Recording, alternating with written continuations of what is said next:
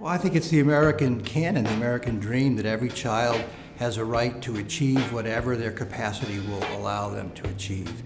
And unfortunately, right now, we have lots and lots of children who don't get a chance to show their stuff. People don't want to have to compromise on the quality of care they provide for their children.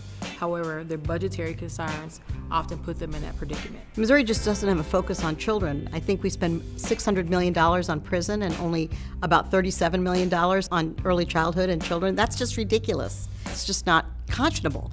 And if we just switched it a little bit, just think how much better we would be. We wouldn't have to spend the money on the prisons because we'd be starting children off on a much better footing, prepared for school and prepared for their adult life. Without an investment in our youngest among us, where will we be 15 or 20 years from now?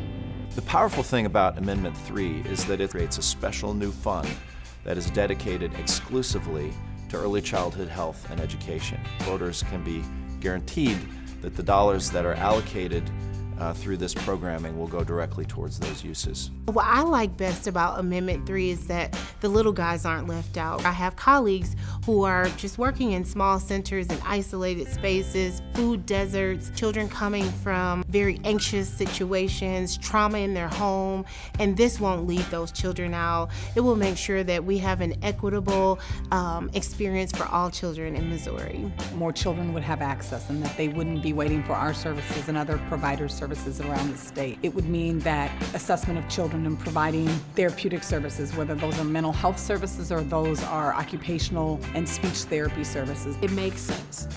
Our working families deserve support. The taxpayers of the state, the residents in my city that are working hard to provide for their families, we want them to have peace of mind knowing that their children are going to be in a safe environment, that they're not going to have to compromise on their quality of life, and most importantly, it's a good investment. It's an investment in our future when we invest in our children.